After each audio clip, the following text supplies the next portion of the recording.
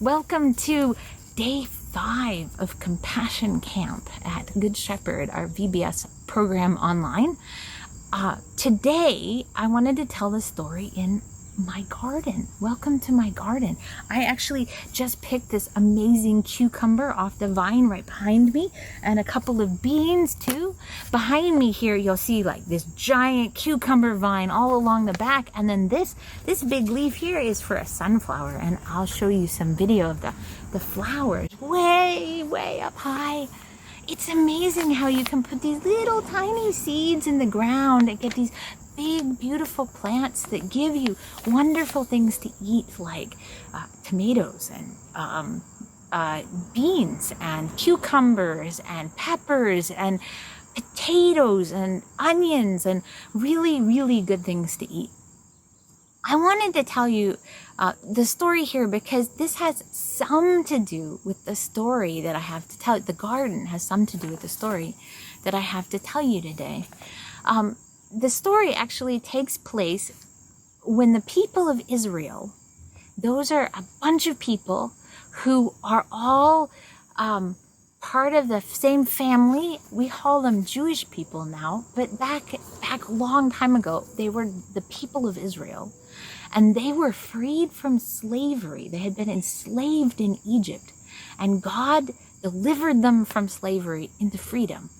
And they were in the middle of wandering around in the wilderness on the way to the land of promise that God promised them, a land that was supposed to be abundant, that was going to give them lots of food to eat. There would be water, and there would be earth, much like my garden, that you put a seed in the ground and you grow things. It's wonderful. And so they knew that they were going to a place where there was abundance. And what does abundance mean? Abundance means that there is enough for everyone. From the richest person to the poorest person, from the strongest person to the weakest person, and not only for people, but also for the earth too. So one of the things about compassion that we need to think about is, how are we compassionate to the earth too? And so the story today is actually about this thing called Jubilee. And what happened was the people of Israel journeyed in the wilderness for a long time, and they ended up at Mount Sinai. Now, Mount Sinai was considered the mountain of God because on Mount Sinai was where Moses first saw God in the burning bush, and then where the people of Israel went and they met God there. And God showed them and told them about the 10 Commandments, and then how were they going to live together in this land of promise that God had given them. And these are some of the things that God wanted for the people.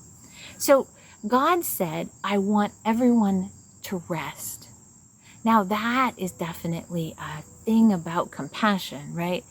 People sometimes work and never get a rest, and that's tiring. That's exhausting.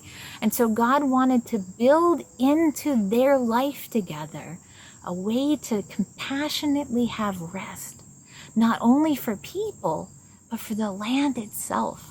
So God said, not only do I want you to rest every week, on the 7th day, you will have a rest where you will not do any work. So you'll do work for 6 days out of the week. You'll do all the ordinary things, plant and grow and work like normal. But on the 7th day, everyone will rest. And you will have a Sabbath every single week. That's what they called it, a Sabbath rest. Then God said, but not only do I want you on the 7th day of every week to have a rest, on the 7th year. So every 7 years, I want you to have a rest where the land itself, the ground, gets a break. So for 6 years, you'll plow the earth like normal. You'll put seeds in the ground just like normal. But then on the 7th year, you will not till the ground. You'll just let whatever happens come come up, and that's what you'll eat. You can pick it off of whatever the earth decides to produce for you as a gift.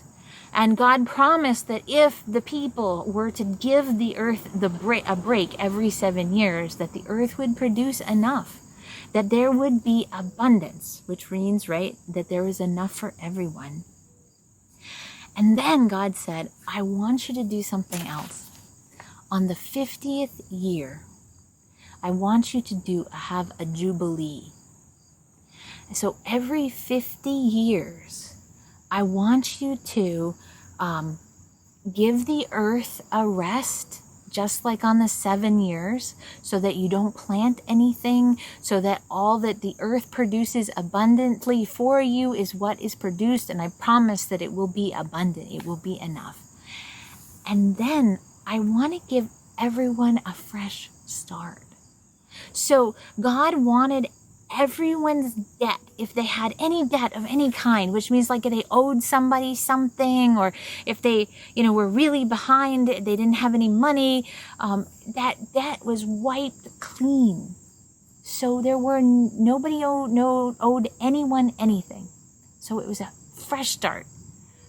And then if somebody was in slavery, which happens sometimes when they ran out of money, they would have to sell themselves into slavery to somebody so that they could live and work. They were supposed to be freed. They were supposed to be set free.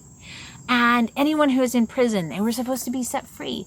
And if somebody had lost their land because they couldn't pay their debts to somebody, they were supposed to get it back. Because, if you didn't have any land at all, how were you going to live? And so God wanted everyone to kind of start all over again, that it was a sort of a fresh place to start. And everyone kind of came back together. We're supposed to come back together as a family and love one another and start all over again. So the earth would get a fresh start. So every single person would get a fresh start. So the poor would get a fresh start, and the wealthy would get a fresh start. The rich and the old and the young, that everyone would get, wipe it clean, so that maybe there would be justice.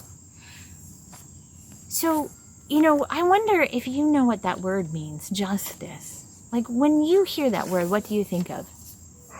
Sometimes when I hear the word justice, I kind of think of courts, right? And police officers. And that's certainly a kind of justice, right? We pass laws in this country, and we have police officers to help make sure those laws are enforced. And we have court systems to try to make justice happen, so that the people who need to be punished are punished, and the people who need some help are helped. And that's what our laws are supposed to do. And that's a kind of a justice, for sure. And definitely a good thing.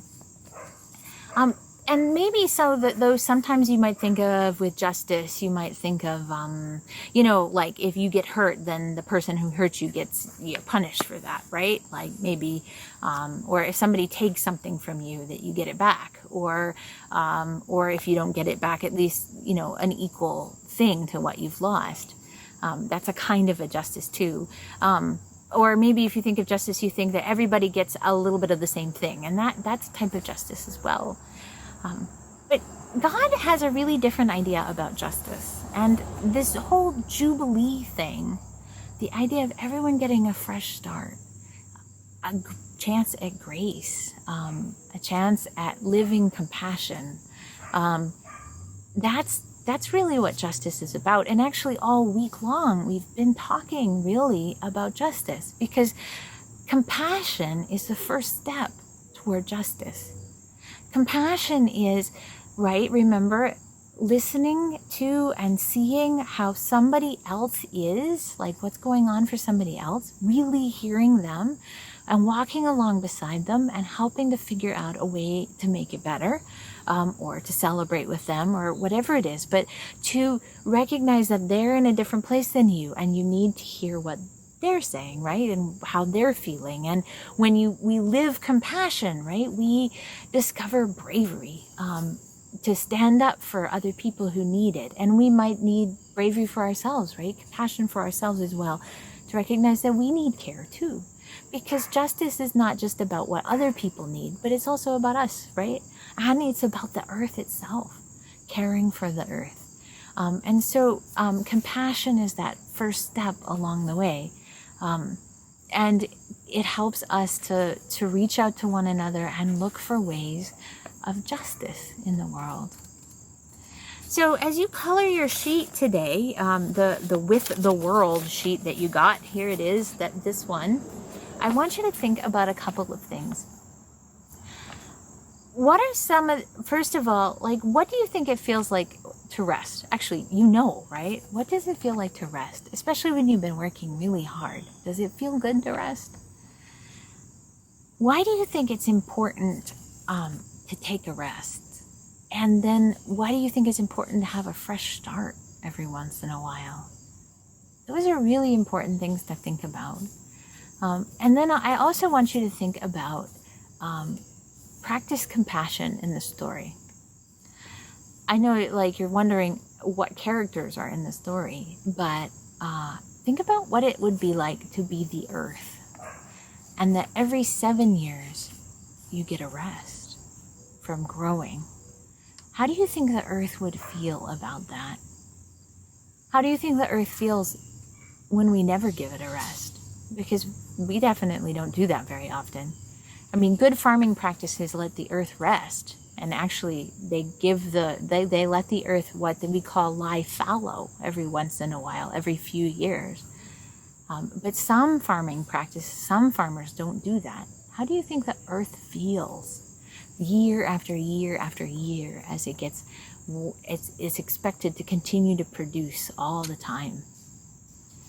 How about those people who made some mistakes along the way and have lost everything?